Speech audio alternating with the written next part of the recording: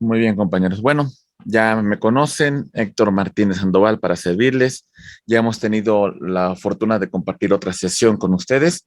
Y bueno, vamos a continuar con esta materia tan importante, sobre todo por lo que versa al registro público. Nuestra asignatura se llama Contratos de Garantía, Contratos Asociativos y Registro Público de la Propiedad. Muy bien. Empezamos. Primera unidad. Los contratos civiles. Bien, ustedes ya conocen esto. El contrato como un acto jurídico. De forma muy general, vamos a señalar que el contrato es un acuerdo entre dos o más partes para crear, para transmitir, para modificar y extinguir derechos y obligaciones. Como se señala en este punto, una relación jurídica patrimonial. Cuando hablamos del acto jurídico, hablamos del elemento de manifestación de la voluntad que modifica, que transfiere, que regula, que extingue derechos y obligaciones. Lo que hace el acto jurídico es crear relaciones jurídicas. Recuerden ustedes, estimados maestros, que el contrato es una de las principales fuentes de las obligaciones. En este sentido, vamos a distinguir dentro de este concepto de contrato en un sentido amplio y en un sentido estricto, distinguimos el contrato del convenio. Muy bien. Y bueno, señalamos a grosso modo lo siguiente. Esto es muy rápido, compañeros, y es una pequeña retroalimentación porque ustedes ya lo conocen muy bien. El contrato en un sentido estricto. El acuerdo de voluntades que crea, que transfiere derechos y obligaciones, mientras que el convenio es el acuerdo de voluntades y señalamos que modifica, que extingue los derechos y las obligaciones. Eso ustedes ya lo conocieron muy bien en su clase anterior. Maestros, de todo esto hay elementos de existencia de los contratos y hay elementos de validez. En relación a los elementos de existencia, destacamos lo siguiente. El consentimiento, en donde se manifiesta la voluntad para crear una relación de naturaleza patrimonial. El objeto que tiene que hablar de el objeto directo, que es la obligación que nace de este vínculo, que puede ser de dar, de hacer y de no hacer. Dentro de los elementos de validez, hablamos que el consentimiento debe hacerse sin ningún vicio del consentimiento. Error, la falsa apreciación de la realidad. Muy bien, podemos hablar de error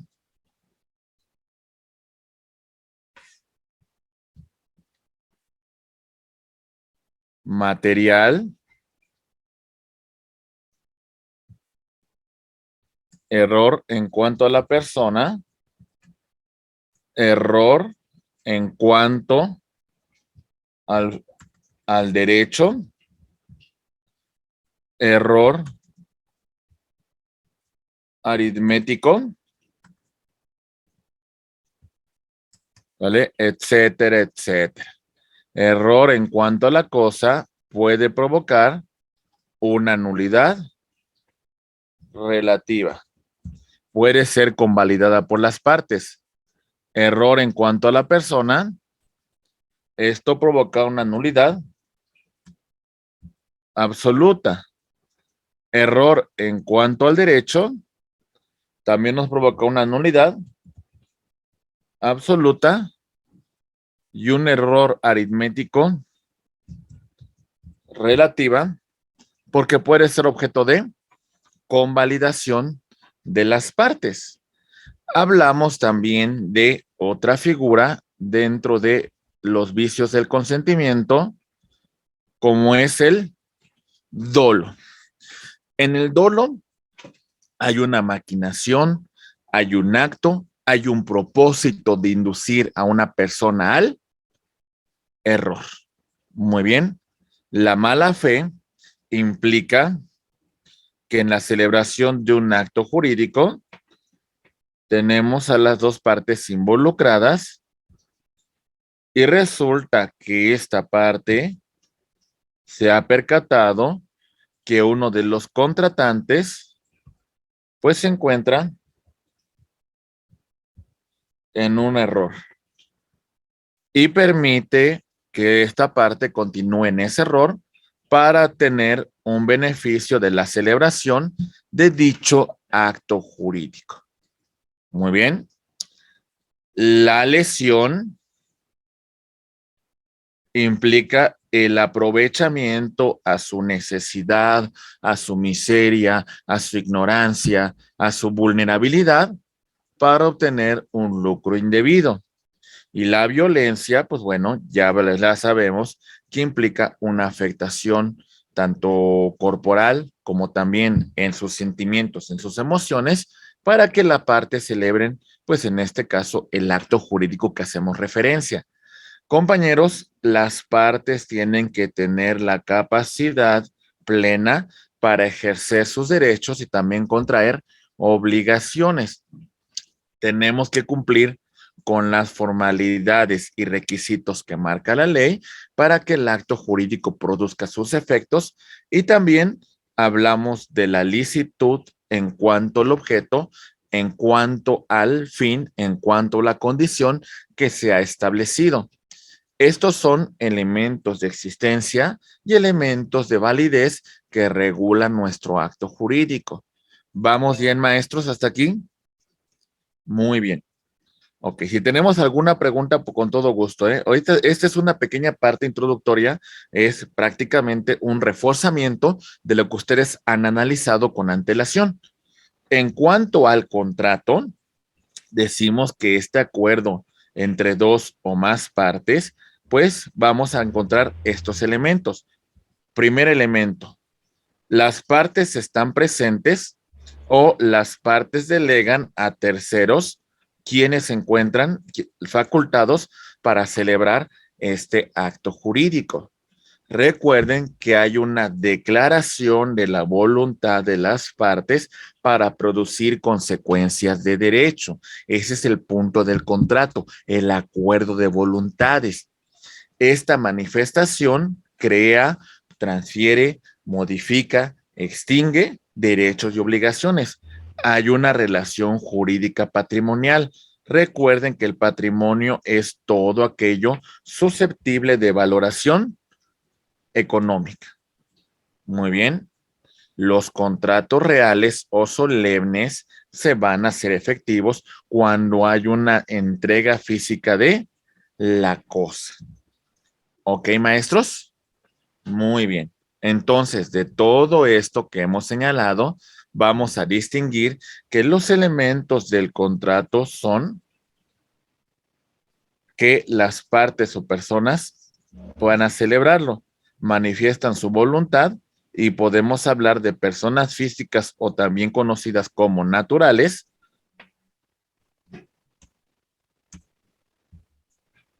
y tenemos también las personas morales o jurídicas que tienen que estar debidamente representadas. Las consecuencias crean, transfieren, modifican y extinguen derechos y obligaciones. ¿Ok? Muy bien. A grosso modo, ¿cómo clasificamos los contratos? Ok, muy bien. Los contratos van a ser bilaterales porque hay un acuerdo recíproco entre las partes. En un contrato de compra-venta, A como vendedor se obliga a transferir el uso, goce y disposición de la cosa a B como comprador y B se obliga a pagar una determinada cantidad de dinero por dicha transmisión. Muy bien.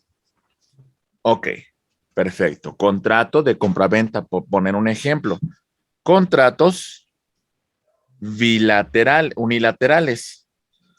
Una de las partes se obliga hacia la otra sin que la otra quede pues de alguna manera obligada o que tenga alguna afectación, algún gravamen sobre su persona, sobre su patrimonio. Ejemplo, donación. A como donatario transfiere el uso, goce y disposición de una cosa a B como donatario, quien solamente tiene como carga el tema de la aceptación. Quien va a tener la mayor repercusión en este contrato va a ser A. Hablamos de los contratos que son unilaterales. Muy bien. Por el tema de la valoración económica de este tipo de contratos, tenemos los contratos onerosos en las cuales existen provechos y gravámenes que son recíprocos entre las partes, los gratuitos cuando el aprovechamiento sea solamente para una de las partes involucradas. Muy bien. Continuamos con una clasificación solamente para recordar un poco sus temas, su análisis sobre la teoría de los contratos. Destacamos por la precisión de los efectos económicos entre las partes, tenemos los conmutativos. Se conocen las ventajas y las pérdidas desde el momento que se celebra este acuerdo de voluntades. Y el aleatorio, la prestación va a estar determinada con un acontecimiento futuro e incierto. Al momento de la celebración, las partes lo desconocen. Bien, destacamos aquí otro punto importante, por ejemplo, cuando hablamos de los contratos reales que requieren la entrega física de la cosa para que produzcan sus efectos. Muy bien, bien. Rápidamente, compañeros, vemos todo este análisis y también analizamos en cuanto a la función relacionada con los actos jurídicos. Los contratos principales no requieren de la celebración de ningún otro contrato para que surtan sus efectos. Son completamente autónomos, como por ejemplo el contrato de compraventa que A celebra con B. Este tipo de contrato no requiere de ningún contrato preliminar para que pueda surtir sus efectos. Los contratos accesorios, como indicamos aquí, estimados maestros, estos sí van a requerir como tal de la existencia de un contrato que le dé origen, la existencia de un contrato principal, sin la cual pues no tienen sustento, no tienen vida, dependen de otro contrato. Por ejemplo, ahí va. Ah, Profesor, tengo una duda. sí, maestra Lili, la escucho, por favor. Oiga, me llamó la atención lo que dijo, que hay contratos que se requiere la entrega de la cosa para que surta sus efectos. Ok, Supongamos que en un contrato de compraventa de un inmueble, nunca se entregó el inmueble. no se entregó el inmueble. Solamente se pactó el acuerdo de voluntades en la cual una parte se comprometió a transferir el uso, goce y disposición de la cosa y la otra a pagar una cantidad de dinero por ella. Se paga No, una cantidad.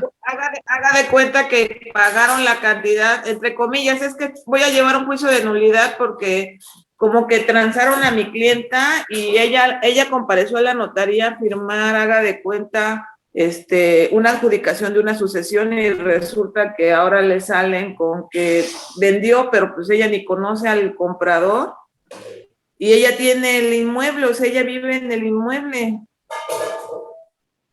O sea, tiene posesión del inmueble.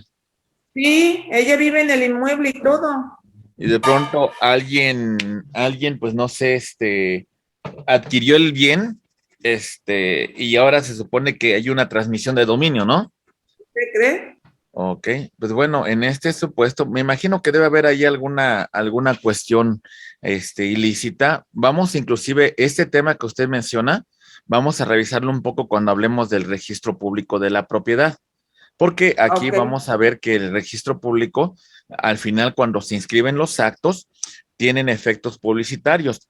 Y el efecto es, hasta cierto punto, manifestar ante terceros la titularidad de dicho bien.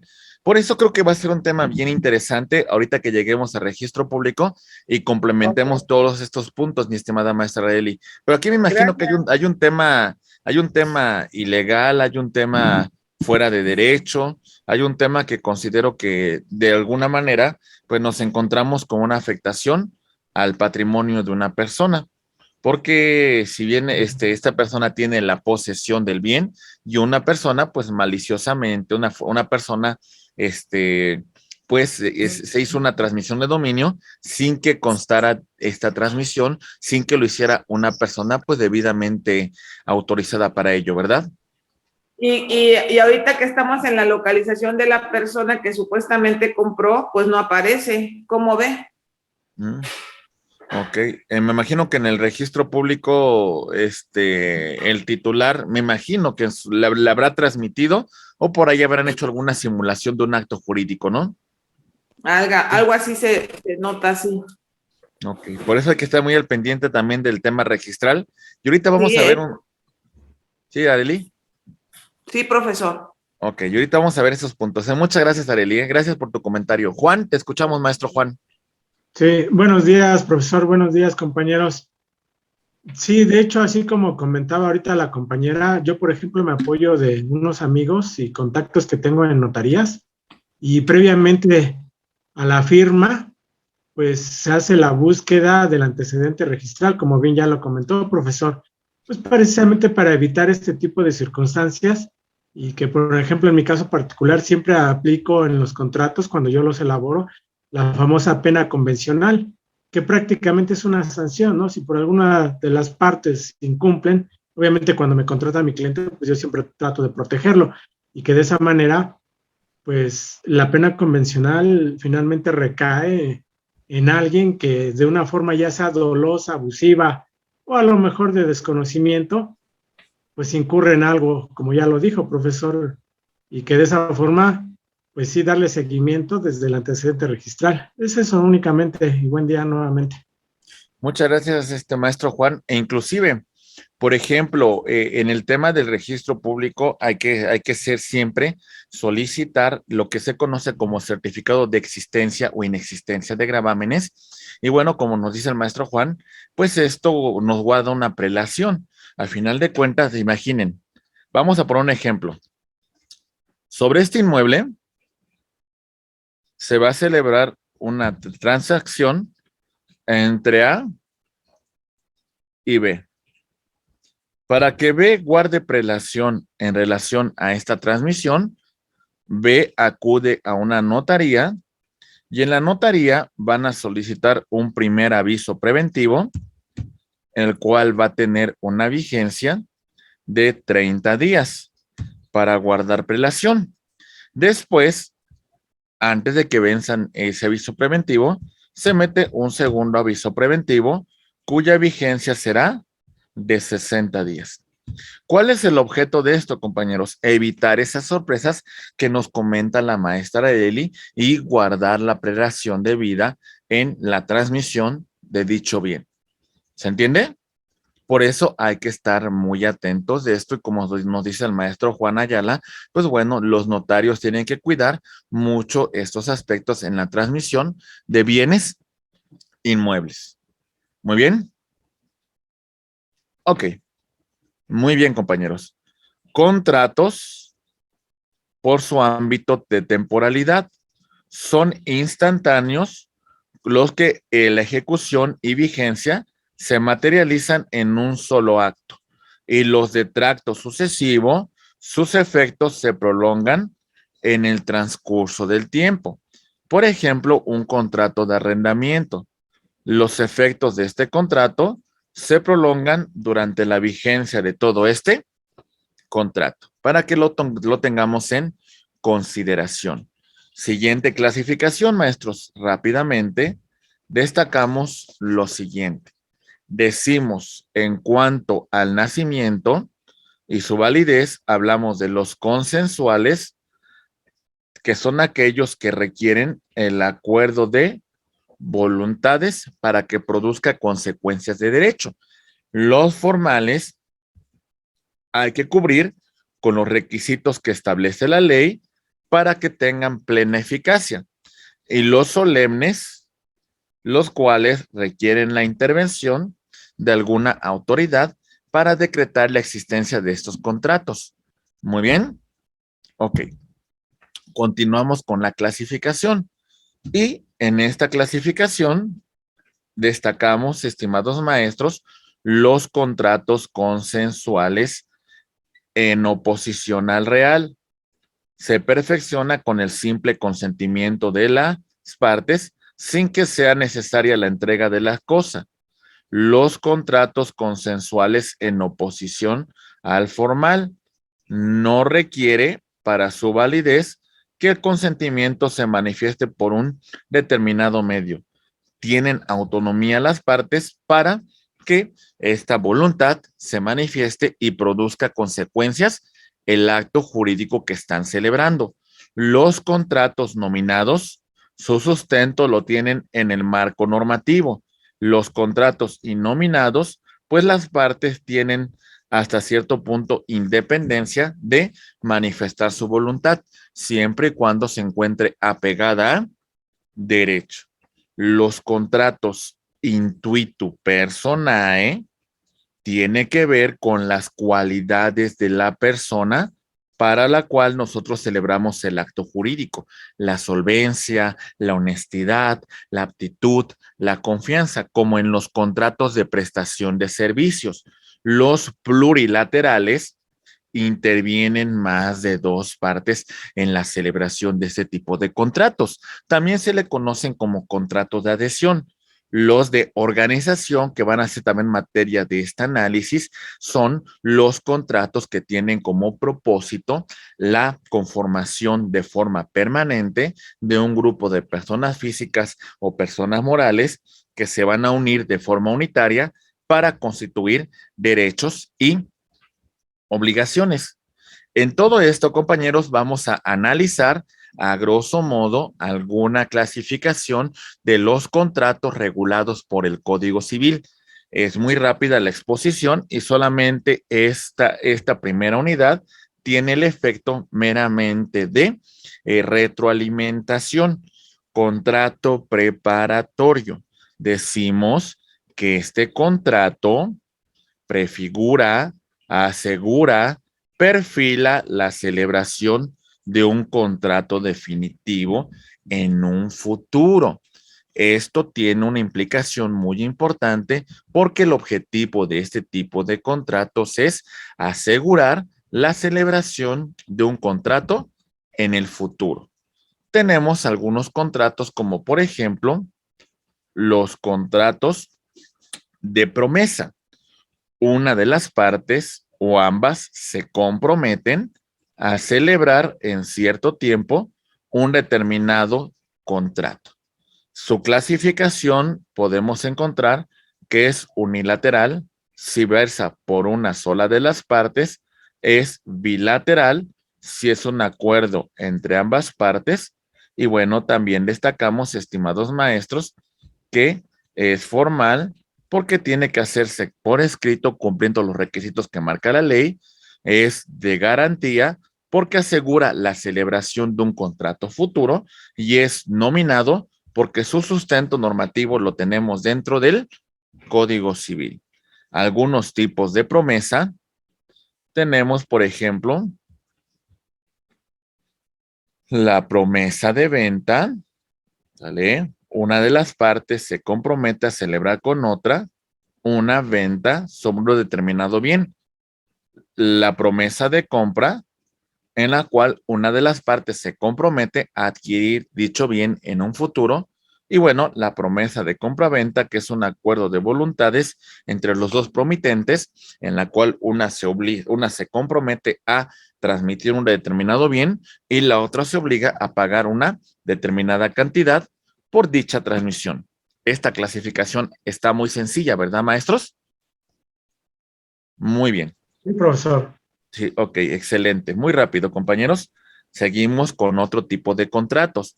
Los contratos traslativos de dominio. Recuerden que con los contratos traslativos de dominio vamos a destacar que uno de los contrayentes se obliga a entregar una cosa determinada a otro, quien, entre comillas, se obliga a pagar por ella, porque vamos a encontrar que existen algunos contratos traslativos de dominio en la cual no existe esta contraprestación. ¿Sale? Muy bien. Algunas características de estos contratos es consensual, bilateral, onerosos, conmutativos, etcétera, etcétera. Y bueno, cuando hablamos de la transmisión del dominio, hablamos de lo que versa sobre la propiedad. La propiedad lo vamos a distinguir con el uso, el goce y la disposición. ¿Sale? Muy bien. Cuando hablamos del goce, hablamos de los frutos que produce la cosa, que pueden ser naturales, civiles, industriales. Muy bien. Ok. Maestro Juan Ayala, le escuchamos, por favor. Sí, brevemente, muchas gracias nuevamente, profesor. Quisiera hacer un comentario respecto a lo que comentaba la compañera. Es una información que acabo de encontrar de la Biblioteca Jurídica Virtual del Instituto de Investigaciones Jurídicas de la UNAM. Dice así, artículo 3016 del Código Civil, certificado de gravámenes con efectos de aviso preventivo, doctor Joel Chirino Castillo. Y brevemente concluye con esta parte donde dice así, al principio de la prelación, que es la inscripción que corresponde en el orden de presentación en cuanto a la fecha y número ordinal que corresponda para su inscripción, efectos que se retrotraen a los avisos preventivos a que refiere el artículo 3016 del Código Civil, y la prelación registral se regula por el artículo 18 del Reglamento del Registro Público de la Propiedad, preceptos que determinan lo siguiente. Y el artículo 3016, cuando vaya a otorgarse una escritura en la que se declara, reconozca, adquiera, transmita, modifique, limite, grave o extinga la propiedad o posesión de bienes raíces o cualquier derecho real sobre los mismos, o que sin serlo sea inscribible, el notario o la autoridad ante quien se haga el otorgamiento deberá solicitar al registro público certificado sobre la existencia o inexistencia de gravamen en relación con la misma. Es cuanto, profesor. Muchas gracias. Ok, muchas gracias. Y esto es muy importante porque esto nos va a guardar prelación.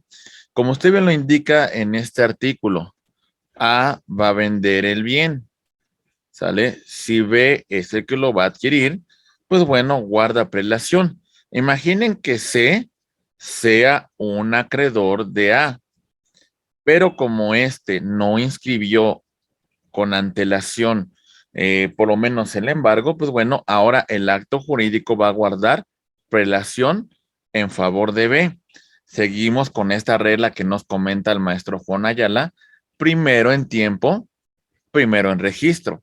En este caso en particular, guarda prelación el inmueble, la transmisión de B, en el supuesto de que inscribió con antelación, bueno, más bien se anotó con antelación el respectivo aviso preventivo. Muy bien, compañeros. Perfecto, muy bien. Excelente comentario. Gracias, maestro Juan Ayala. Qué bueno que lo comenta. Muy bien.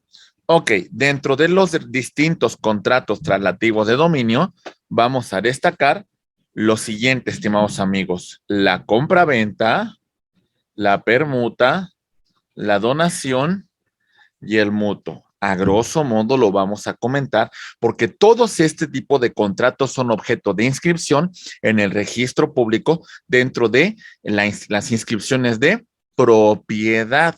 Atentos, por favor. La compra-venta. La compra-venta, su objeto es la transmisión del dominio sobre cosas, sobre derechos. Este tipo de contrato va a haber dos partes: la parte vendedora, que transmite el dominio, a una parte compradora, quien se obliga a pagar una determinada cantidad de dinero por ese dominio, sobre cosas que son ciertas, sobre cosas que son determinadas. Y bueno, es importante que se pague una determinada cantidad de dinero por esta transmisión. Esta es la compra-venta, aunque también podemos hacer una compra-venta sobre bienes que no se encuentran perfectamente determinados, como en el caso de la compra-venta de esperanza.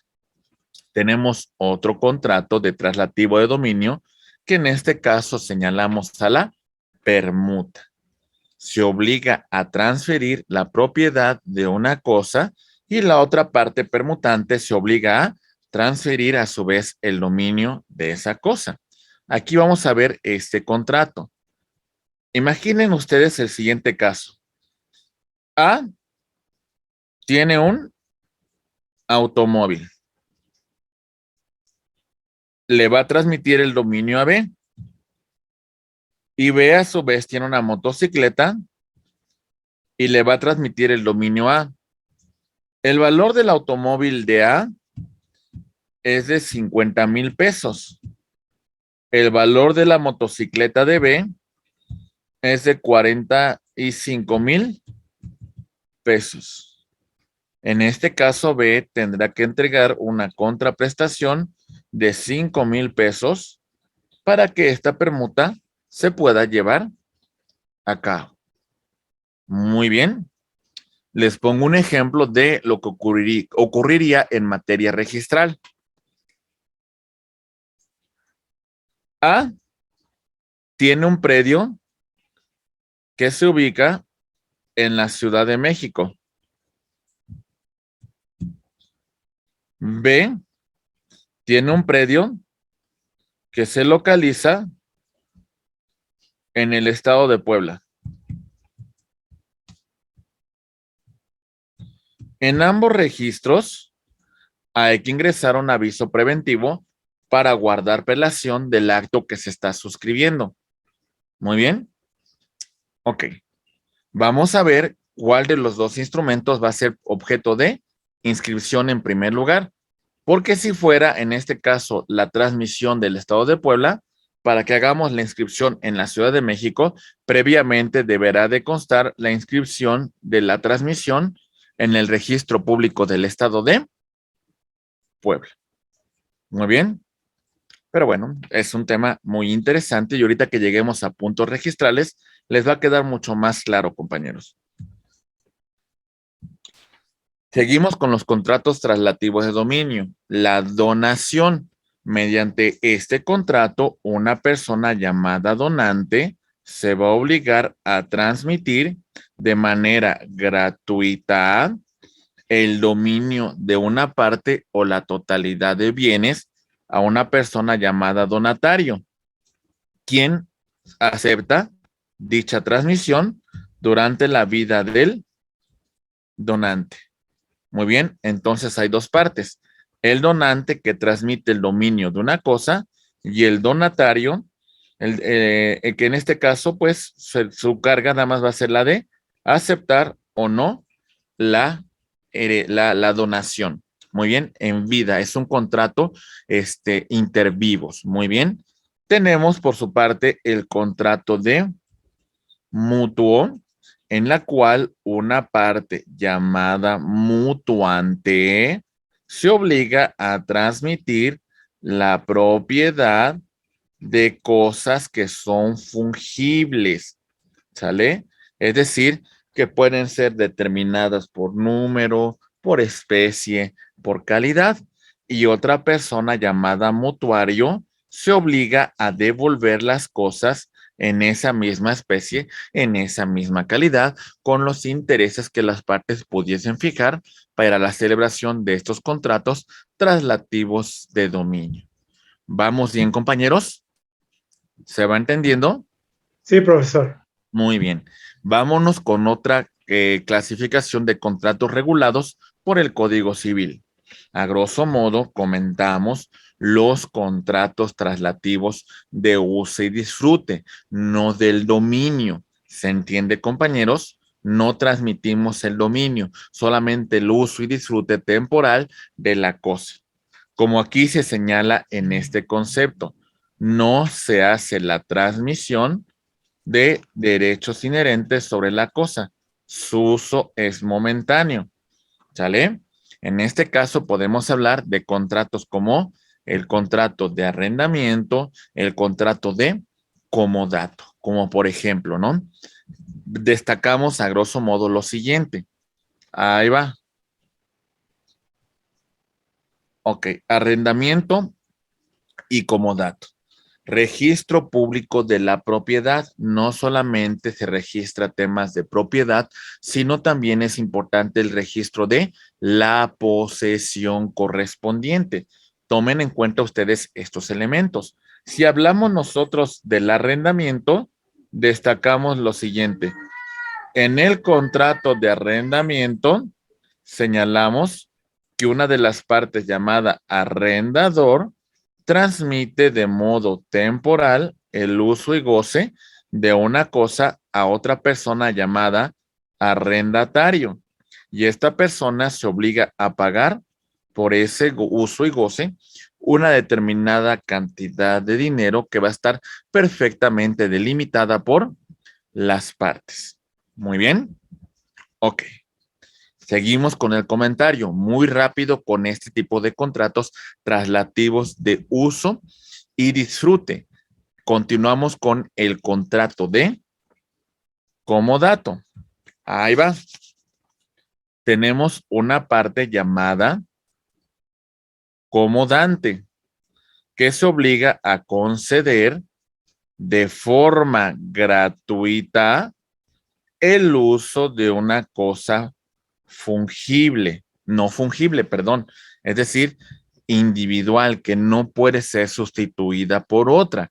Y el comodatario se obliga a restituir la cosa que es objeto de la prestación. Este es el contrato de comodato. Y estas son las partes que intervienen. Vámonos por la tercera clasificación de contratos regulados por nuestro Código Civil. Tenemos los contratos de prestación de servicio. En este tipo de contrato tenemos una persona llamada profesional, ¿sale? Y otra persona llamada el cliente. Este profesional con un conocimiento científico, con un conocimiento técnico en determinada área del conocimiento, se obliga a realizar una serie de servicios a cambio de un precio, a cambio de honorarios correspondientes. Algunos contratos que aquí podemos destacar son los siguientes, estimados maestros. Tenemos, por ejemplo, el contrato de depósito, el contrato de mandato o servicios profesionales, obras a precio alzado, transporte y hospedaje. ¿Sale? Muy bien. Vámonos con el primer contrato. Contrato de depósito. Ok. A través de este tipo de contratos, una parte llamada depositario se obliga a custodiar una cosa mueble o inmueble que un depositante dejó, le confió, y pues bueno, previo pago de derechos, también le va a restituir la cosa cuando este depositante se lo pida, ¿vale? En eso consiste este tipo de contrato de depósito. Muy bien. Tenemos otros contratos, como por ejemplo, el contrato de mandato, en la cual una persona que vamos a llamar mandatario se va a obligar a realizar, a ejecutar por cuenta del propio mandante actos jurídicos que este mandante le va a encomendar. ¿Se entiende, compañeros? Muy bien. Es importante que este contrato, en algunos supuestos, sobre todo de representación ante tribunales, pueda celebrarse en un instrumento público o también puedan ser ratificados ante el órgano jurisdiccional. Continuando con otro tipo de contratos, tenemos los contratos de prestación de servicios. Maestro Juan Ayala, le escuchamos, por favor. Sí, disculpe la interrupción. Este Sí, no te contrato preocupes. de mandato se equipara con un poder notarial, profesor. Es una de las formalidades que puedes tener este contrato de mandato, porque también el contrato de mandato puede ser por un acuerdo de voluntad entre las partes, un contrato de mandato simple. Algunos actos jurídicos van a requerir necesariamente la inscripción de este tipo de contratos. Por ejemplo, en el caso que usted, Juan Ayala, sea apoderado legal de una empresa, para que su contrato surta efectos frente a terceros, no solamente basta con que lo tenga en instrumento público, sino también tendría que inscribirlo en el registro público de comercio, porque de otra manera su contrato no va a tener efectos frente a terceros. ¿Me entiende, mi estimado? Permítame. Correcto. Ok, perdón, Juan. Ahora sí, ¿puedes abrir el micrófono, por favor? Sí, gracias. Sí, de hecho ya en una ocasión representé a una empresa y pues me dirigí directamente con el notario para que me otorgara ese poder y esas facultades. De verdad desconocía este contrato de mandato y digo que en un momento dado pudiera ser alternativo o, como bien dice, en un momento dado formalizarlo ante un notario, ¿no? Este contrato de mandato para que pues cumpla, en este caso, el profesionista con todas las, pues vamos a llamarle compromisos encomendados o todas las actividades encomendadas para un tercero. Gracias, Exactamente. profesor. Sí, y recuerde también, por ejemplo, con lo que mencionamos, cuando represento a personas morales, pues es evidente que mi contrato debe estar debidamente registrado. Si no lo registro, los efectos serán solamente entre las partes, ¿verdad? Imagine usted, Juan, que sea designado maestro como apoderado legal de una empresa y usted, a nombre de esa empresa, va a pedir un crédito. Lleva su poder notarial en la cual lo designan como apoderado. Pero ¿qué cree? Su poder no se encuentra inscrito en el registro público. ¿El banco le otorgará el crédito que usted solicita? No, me lo rechaza. Porque va a decir, pues al final de cuentas usted no me acredita la representación como apoderado de esa empresa. Para que usted me Correcto. acreditara dicha situación, su nombramiento, su poder debe estar debidamente inscrito. Registrado. Exactamente. ¿Se entiende, Okay. compañero? Muy Gracias, bien. profesor. A sus órdenes, maestro Juan. Maestra Sandra Soto, la escuchamos, por favor. Hola, maestro, buenos días. Y un placer saludarla también, maestra. Hola, maestro, nada más para comentarles también en ese sentido, bueno, en el ejemplo que nos comenta el licenciado Juan, también es importante en el momento en el que nosotros como apoderados o como representantes legales de alguna empresa o de alguna persona moral, tenemos que acreditar también las facultades. No basta con que tengamos solamente la representación, sino que obre en el testimonio que efectivamente la condición expresa de que sí nos están facultando para realizar ese tipo de acto jurídico, porque a lo mejor nada más solamente tenemos facultades para representar, por ejemplo, como lo que nos habla el 112 del Código de Procedimientos Civiles, ¿no? A lo mejor nada más es en ese sentido, o incluso para alguna una situación muy, muy específica. Entonces también debemos tener cuidado en ese sentido. Sería Sí, todo. muchas gracias, maestra. Tiene mucha razón porque pues podemos tener un poder amplio, también tener algunas algunas facultades, ¿no? Y entonces, en ese caso, pues hay que ser muy puntuales por cuáles son cuáles son las prestaciones, a qué nos comprometemos en este tipo de contrato. Y qué bueno que usted lo establece, maestra, porque es muy importante determinar cuáles son las funciones que tiene nuestro mandatario, ¿verdad? Muy bien. Muchas gracias, maestra. Al contrario, muchísimas gracias por su intervención, que siempre es muy, muy valiosa, compañeros. Continuando con ese tipo de contratos muy a grosso modo, compañeros, tenemos los contratos de prestación de servicios profesionales. Tenemos un profesionista, tenemos un técnico, tenemos un doctor, tenemos un profesor que se obliga a realizar un trabajo que, como mencionamos acá, requiere una preparación técnica, artística, con título profesional, con una certificación que lleva a cabo a favor de un cliente. ¿Sale? Este cliente por este servicio profesional, técnico, artístico, certificado, a su vez tiene que dar una remuneración que recibe el nombre de honorarios. Muy bien, compañeros. Normalmente es lo que nosotros como abogados hacemos cuando representamos a un cliente y de alguna manera nos comprometemos a este servicio profesional, a este servicio perfectamente certificado y bueno, ello nos va a conllevar a la representación de nuestro cliente. Tenemos otros contratos dentro del tema de prestación de servicios, por ejemplo, los contratos de obras a precio alzado. En este contrato tenemos una persona llamada empresario que se obliga a ejecutar en favor de otra llamada dueño propietario y este a su vez nos paga una determinada cantidad de dinero por dicha obra que estamos realizando. Muy bien. Tenemos otros contratos aquí, como por ejemplo el contrato de transporte. ¿Sale?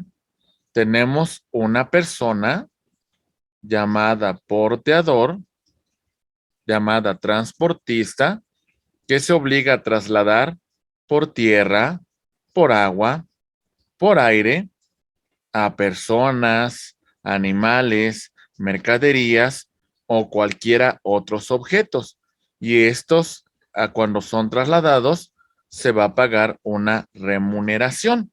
Si se traslada animales, mercancías o cosas, recibe el nombre de cargador.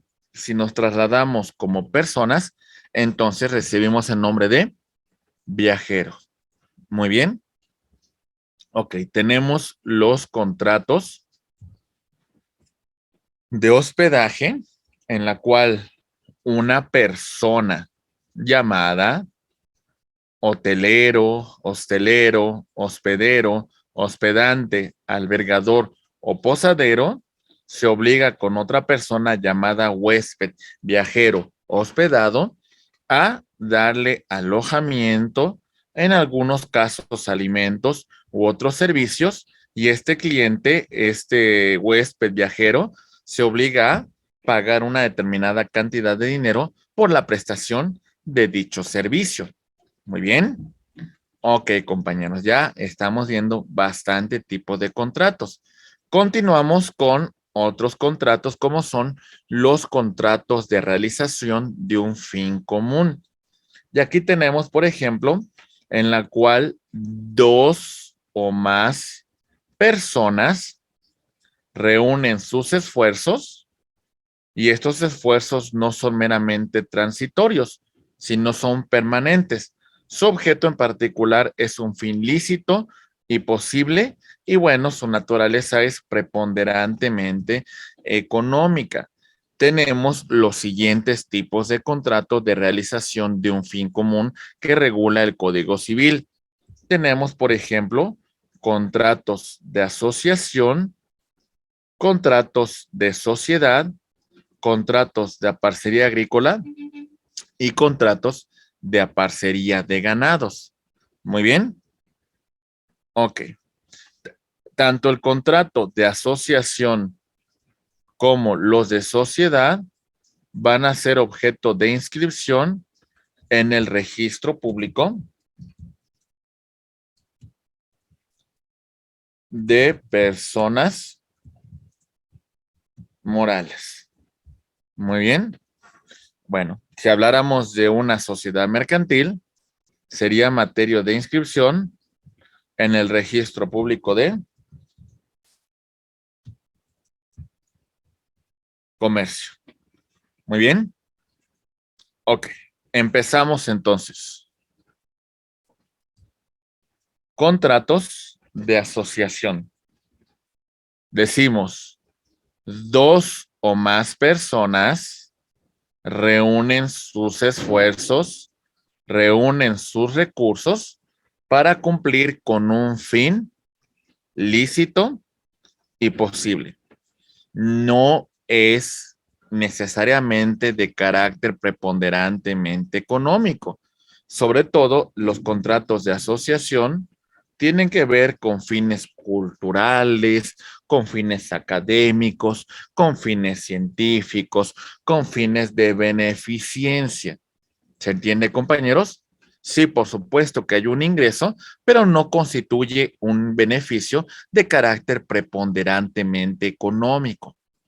El contrato de sociedad tiene una implicación en la cual, como mencionamos, 2 o más partes combinan sus esfuerzos para que de manera no transitoria, con un fin común, lícito y posible, de carácter preponderantemente económico, sin que constituyan una especulación comercial. Las sociedades civiles, cuyo propósito, pues bueno, sí es obtener un beneficio, aunque no constituye un fin de especulación comercial, como sí podría ser en una sociedad mercantil. Muy bien. Destacamos otro contrato de esta naturaleza en los casos de los contratos de aparcería agrícola, en la cual tenemos una persona que vamos a llamar como propietario o dueño, que le va a conceder a otra llamada aparcero, ¿sale? Un predio rústico para que este aparcero que mencionamos acá lo cultive, lo trabaje, lo produzca. Entre estas dos personas se van a repartir los frutos en la cantidad que hubiesen convenido. Si no hay un convenio, van a regirse por las costumbres del lugar, sin que el aparcero tenga una contraprestación menor al 45% de la cosecha. Muy bien. Entonces vean cómo tenemos en este tipo de contratos una persona aquí que es dueño de una finca rústica. Aquí la vamos a tener. Esta finca rústica va a ser trabajada por este aparcero. De lo que produzca este bien, van a repartirse las ganancias entre el propietario y el aparcero. ¿Sale? Muy bien. Tenemos también la parcería de ganado, en la cual, estimados amigos, tenemos también... Maestro. Sí, maestro Joaquín Benítez, lo escuchamos, por favor. Gracias, maestro. Nada más una pequeña observación ahí en la lámina que nos estaba poniendo usted, que dice que la parcería agrícola, ¿verdad? A la persona, al aparcero le puede corresponder por su solo trabajo no menos del 45%, pero el Código Civil, en el artículo 2741, establece que es un 40%. Es una pequeña observación, maestro, nada más. Ok, muchas gracias que me hace la aclaración. Muchas gracias para corregir el detalle. Sí, muchas gracias, maestro Joaquín. No, al contrario, maestro, gracias. Sí, muchas gracias. Muy bien. Compañeros, rápidamente, aparcería de ganado. Es un contrato mediante el cual una persona da a otra cierta cantidad de animales para que esta persona los cuide, los alimente, los reproduzca. De esta administración las ganancias que se obtengan van a ser repartidos tanto por el dueño como la persona que tuvo el cuidado de estos animales. Muy bien, compañeros. Sí. Ok, perfecto. Seguimos con otra clasificación de contratos regulados por el Código Civil. A grosso modo, destacamos aquí los contratos aleatorios. Recuerden, aquí los beneficios dependen de un acontecimiento futuro e incierto. ¿Sale? Algunos contratos dentro de esta naturaleza vamos a encontrar el de juego y apuesta, la renta vitalicia y la compraventa de esperanza. Muy bien. Vamos a ver el de juego y apuesta.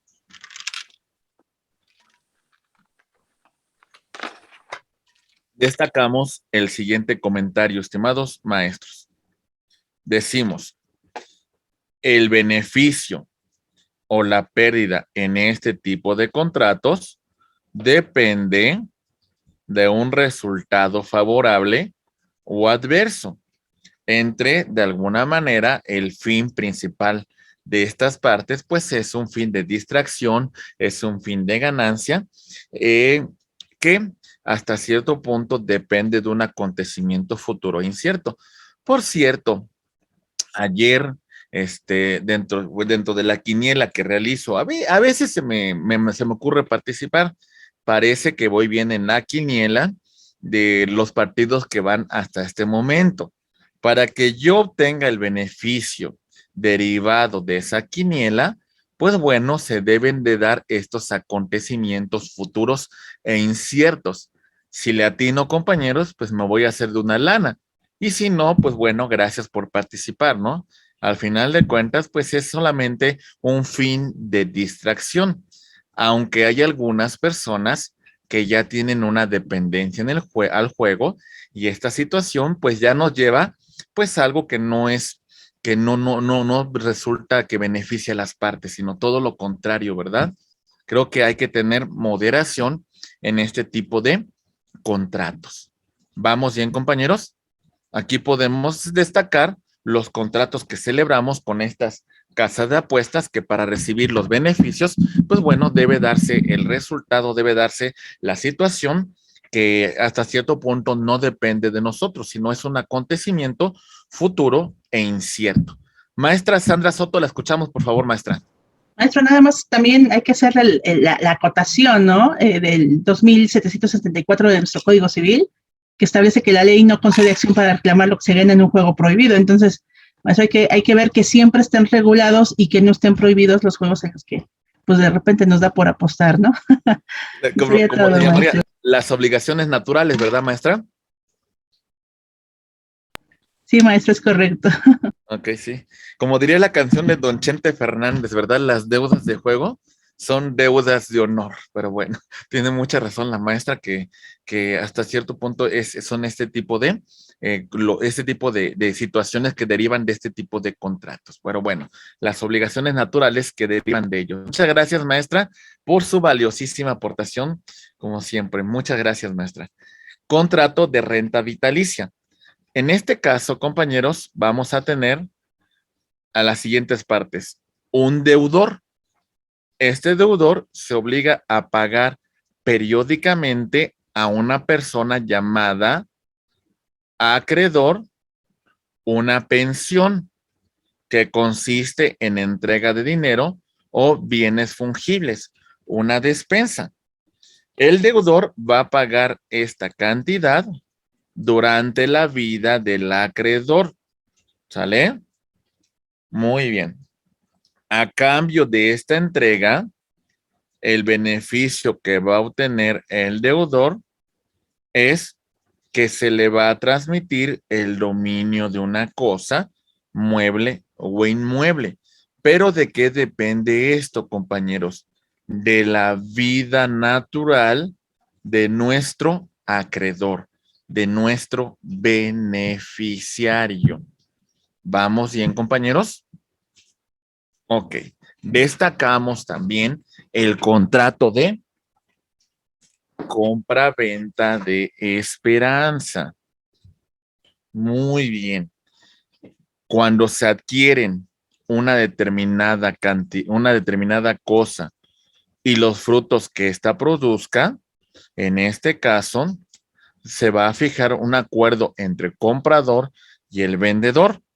El comprador asume para sí el riesgo de que estos frutos pueda que no se lleguen a dar.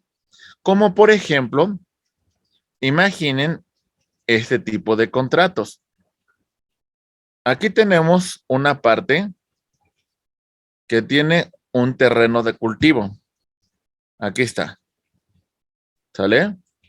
Y tenemos a otra que compra a esperanza de que este bien produzca determinados frutos. ¿Sale?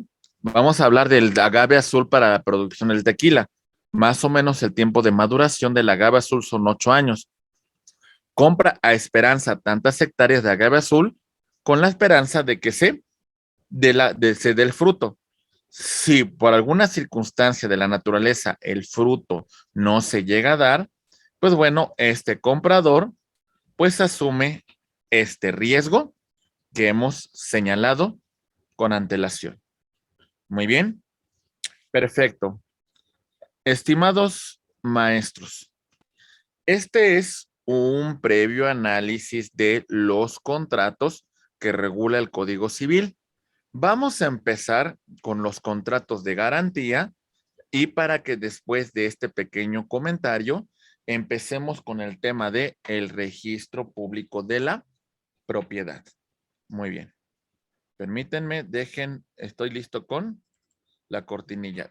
Esta materia la vamos a dividir en 5 grandes unidades, pero permítanme, vamos a ir viendo parte por parte. Muy bien, entonces prácticamente, compañeros, hemos concluido nosotros nuestra primera unidad. Vamos a iniciar la segunda unidad. Bienvenidos.